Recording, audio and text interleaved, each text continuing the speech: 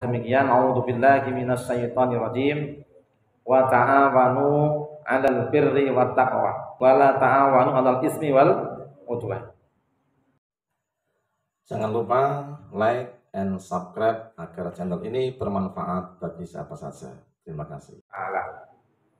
Inilah namanya at-ta'awun, yaitu tolong menolong. Allah firmankan di dalam ayat yang kedua surah Al-Maidah yang potongannya demikian, a'udzubillahi minasyaitonirrajim wa ta'awanu 'alal birri wat taqwa wa la ta'awanu 'alal ismi wal udwan. Dan tolong menolonglah kalian dalam urusan kebaikan dan takwa, dan janganlah kalian tolong menolong dalam urusan perbuatan dosa dan kemaksiatan atau pelanggaran atas syariat Allah Subhanahu wa ta'ala. Nah, akhir-akhir ini kita disuguhkan dengan fenomena banyak orang-orang kaya yang sekarang masuk ke dalam bui. Ada beberapa anak muda yang kaya yang kemarin sempat viral di televisi, namanya Crazy Rich. Apa artinya ini? Orang kaya gila dari selamat itu. Nah, jadi Syekh Nom wis padha sugih. Bahkan mereka brah-brah di dalam menggunakan hartanya. Nyawer wong game sak miliar. Ngasih hadiah orang ulang tahun aja 500 juta. Padahal kene grade 1 saya nganti geser. Nah, ternyata kita baru tahu sekarang, ternyata apa?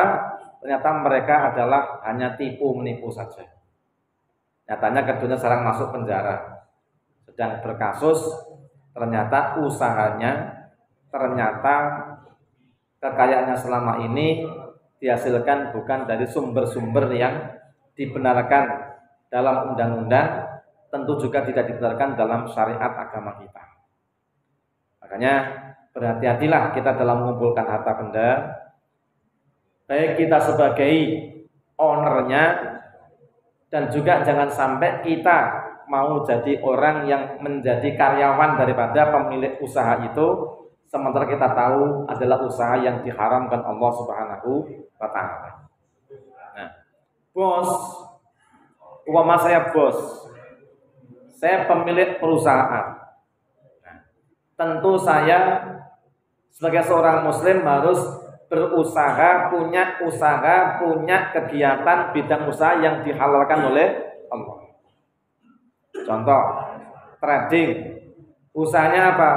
Saya tradingnya adalah madu. Halal atau haram? Halal. Secara fisik, secara materi, madu adalah halal. Usahanya pun dihasilkan dari bukan mencuri, tapi dari membeli hasil petani. Nah, maka saya ngambil karyawan. Karyawan harus melihat juga usaha saya apa. Usaha saya adalah ternak lebah, kemudian memasarkan madu, berarti jelas usaha yang halal. Tapi ada Mr. X nawarin kita pekerjaan, apa? Ngasih makan babi. Babi halal atau haram? Haram. Nah, maka usaha babi diharamkan. Semua orang yang terlibat dalam masalah itu juga diharamkan oleh Allah Subhanahu wa ta'ala. Kenapa? Sifat kita di dalam berusaha adalah ta'awun atas kebaikan dan takwa. Tidak boleh kita kerjasama antara seorang majikan dengan karyawan dalam urusan yang diharamkan Allah Subhanahu wa ta'ala. Nah, ada pabrik. Ternyata pabriknya itu adalah pabrik minuman keras. Butuh karyawan. Jebul gajinya ya oke. Ya, sekarang gini, ada pabrik konveksi, gajinya UMR 2 juta. Ada pabrik ciu, menawari gaji 6 juta. Kira-kira setelah Anda mengaji, Anda pilih mana? Pilih yang 2 juta Apa yang 6 juta? Piro? Aja pas ngaji 2 juta, tapi mulai ngaji golek 6 juta. Nah, sudah pernah kita bahas, ya kan? Ada 10 orang yang dilaknat Allah Subhanahu wa taala gara-gara minuman keras. Semua adalah melibatkan unsur ta'awun. 1, pemilik pabrik usaha minuman keras, Allah laknat. Setiap pabrik miras mesti butuh bahan baku, betul tidak? Nah, bahan bakune dipasok oleh Pak Slamet Rahayu. Pak Slamet tahu betul bahwa perusahaan itu adalah untuk memproduksi minuman keras. Pak Slamet nekat menjual bahan baku kepadanya, termasuk orang-orang yang dilaknat oleh Allah Subhanahu wa taala. Kemudian Mas Iwan kemudian menjadi operator mesinnya, memproduksi. Maka yang produksi kena laknat. Termasuk karyawane semua kena laknat. Nah, kemudian kurirnya sama salesnya siapa? Pak Abu Bakar. Ya bari muter, nawar-nawarin barang, semua dilaknat oleh Allah Subhanahu wa taala. Kemudian nah, toko yang menjadi agennya dilaknat oleh Allah. Kemudian para pembeli-pembelinya, pedagang-pedagang sing kulak nang kono dilaknat. Yang menjual dilaknat. Yang meminum dilaknat. Yang menyediakan minum dilaknat. Semua yang terlibat dalam urusan khamr itu dilaknat oleh Allah Subhanahu wa taala.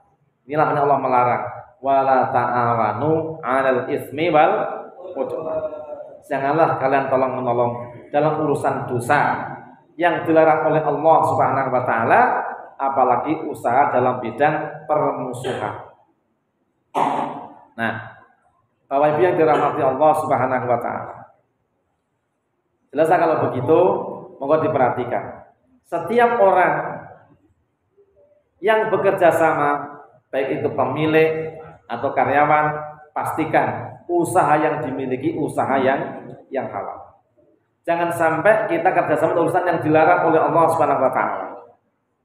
Hasilnya tidak lagi berkah, tidak lagi dihalalkan oleh Allah Subhanahu wa taala. Dan kalau kemudian kita lihat nek urusan polisi, itu sing dikosek polisi ora mung sing pemiliknya, mesti ya anak buah katut. Sama di akhirat juga. Semua orang yang terlibat dalam urusan dosa itu semua akan diminta pertanggungjawaban oleh Allah Subhanahu wa taala. Bahkan dipikir-pikir, ya, luweh detail hisab akhirat dibanding hisab dunia. Hisab dunia urusan polisi, iso dituku polisi ini. Polisi yang serang duit, kaidit. Hukum masih dapat dibeli, tapi di akhirat Allah gak butuh uang kamu. Malaikat tak butuh uang. Lagi tuku apa nek ana cah ora ono. Neng kono wis bangsa nikmat-nikmat yang enggak ada taranya.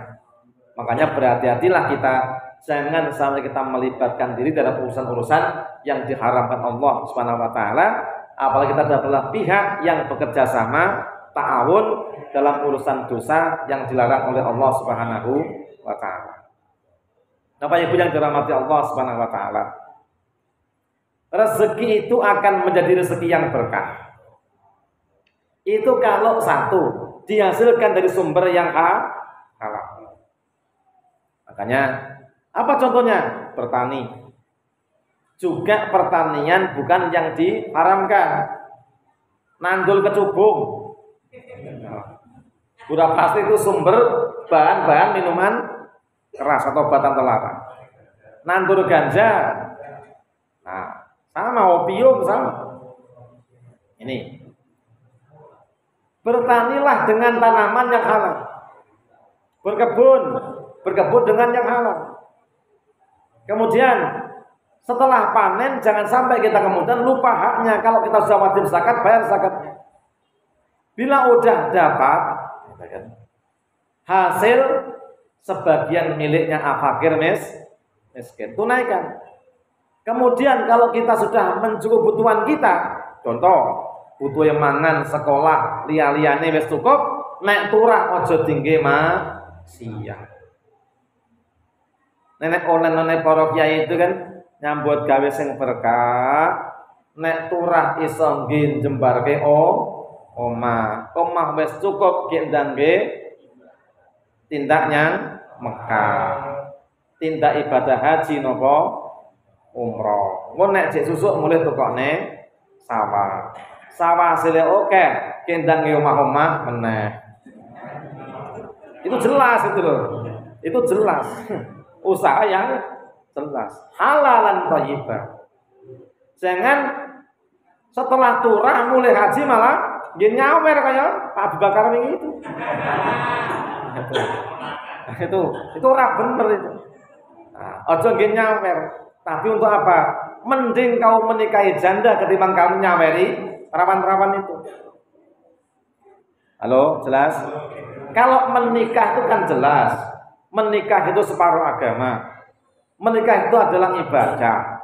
Rezeki yang diberikan oleh suami untuk istri adalah merupakan sedekah. Bahkan usahanya termasuk jihad fisabilillah. Saya bojone, saya dhuwur mulyane. Tapi nek ngantek gebetane saya rusak dunia susah roti. Kalau menikah itu nggak ada masalah. Makanya kan walazina hum li furujihim hafidun. Termasuk orang-orang yang mulai itu orang-orang yang menjaga kemaluan. Artinya apa? Jangan sampai nek duwe bondo ora terus tinggi nuruti karepe hawa nafsu. Dia adalah urusan syahwat seksual. Wong rabi wae entuk. Ini hukum ini, bicara hukum. Aku ora nyampene kowe iki kaum meneh ora. Bicara hukum. Nah, saya kalau nggak menikah lagi, saya takut berzina. Tapi kalau saya nikah, istri tua merana. Loh, salah yang merana gitu loh. Kudunya ibu tahu gitu kan. Wanita yang mengizinkan suaminya menikah lagi itu diberi pahala yang banyak. Meskipun marah. Sabarlah. Laki-laki yang dimarahi istri melulu, kalau dia sabar, diberi pahala gede nih, pahala Nabi Ayub alaihis salam. Oke. Maka sing gelem dimadu, pahalane padha karo Siti Aisyah. Wong wadon sing gelem dimadu, pahalane padha karo Siti Aisyah. Padha karo Siti Maimunah. Sama dengan Siti Saudah. Sama dengan Mbak Marfu'ah kan gitu. Nah itu pahalanya banyak itu. Karena apa? Setiap orang dimadu pahalanya berlipat-lipat. Makanya apa yang berbahagia sampai kita lanjut kepada keluarga. Suami kita harus kerjasama juga. Orang dalam urusan dunia, syarat nyun sewu. Banyak orang kaya yang dia punya kekayaan yang berlebih, mestinya dia menikah lagi bisa malah berzina. Ini yang menyesatkan kita. Jadikan dosa begitu. Ya monggo. Kalau dalam rumah tangga ada namanya ta'awun, nyun sewu. Ta'awun itu mau urusan dunia atau ya akhirate. Halo. Ta'awun itu mung dunia atau ya akhirate barang. Dipun Pak Ito. Nah, namanya ta'awun itu orang mung dunia atau sampai juga urusan akhirat. Maka kita sholat berjamaah itu ta'awunnya luar biasa. Ada muazin yang menyeru panjenengan supaya jenengan datang ke masjid. Ada marbot masjid yang menyediakan membersihkan tempat agar terselenggara sholat dengan baik. Ada yang jadi imam, jadi makmum, itu kerjasama semuanya. Nah, dalam keluarga juga sama. Harus ada ta'awun antara suami dan istri. Orang mengurusan mangan cukup butuh yang dunia, neng juga keselamatan akhirat. Makanya istri yang baik itu menawarkan, itu, Mas, nek kira-kira jenengan sih urung marem karo aku, wis tak goleke meneh gitu. Itu contohnya. Halo. Mulih mumet kabeh. Itu contoh. Contoh itu ora kudu dilakoni. Tapi saya yakin nek wong Al-Falah kene iki wonge potongane srawani rabi loro kejaba wong loro. Potongane rabi loro. Potongane rabine mung siji-siji. Soalnya kasih min kabeh. Itu makanya potongan rapi loro. Nengkon nek satu saat ayam crispy-ne laris, rezekine akeh, maka jangan sampai delik-delik. Tapi nikahlah dengan terang-terangan. Allahumma amin. Yang terbaik itu halalan thayyibah. Saling menyelamatkan. Yang jarang terwujud dalam rumah tangga itu apa? Ta'awun dalam urusan agama. Makanya siapa wanita dan pria itu saling bekerja sama urusan akhirat luar biasa. Contohnya apa? Saling mengingatkan tentang dosa. Saling memberikan solusi supaya nggak dosa bagaimana. Ada wanita datang ke saya. Nah, bapak ini ketok wis rapate mulia. Dicek jebule rata-rata error. Nah, saya sampaikan, pripun Pak niku? Ya pun mawon, jenengan boten pengen mlebu neraka, boten surga pengen. Nah, berikan solusi. Pak, timbang jenengan ora mulih malah dosa, timbang jenengan berzina masuk neraka, mending nikahi saja, aku ikhlas. Halo? Kalau yang menang malah kowe bisa ditakon kowe. Itu loh, satu contoh kerjasama begitu. Nah, kerjasama antara wanita dengan pria itu tak hanya sebatas di dunia. Lanang golek nafkah, wedok masakin nafkah bukan, tapi sampai urusan akhirat. Bahkan laki-laki terbaik itu siapa? Laki-laki yang bila dia bangun malam, lebih dahulu dia bangunkan istrinya untuk sholat bersama. Kalau nggak mau bangun, kasih air 1 ember, percikkan ke mukanya sedikit aja gitu loh. Kalau yang wanita bangun lebih dahulu, maka bangunkan suaminya. Nggak mau bangun, kasih air 1 ember, percikkan ke mukanya sedikit saja. Ajak sholat. Kalau marah-marah, berarti dia bukan laki-laki yang saleh. Laki-laki yang saleh dibangunkan istrinya, dia mengucapkan terima kasih, karena telah diingatkan untuk meraih surganya Allah Subhanahu wa ta'ala. Inilah contoh ta'awun.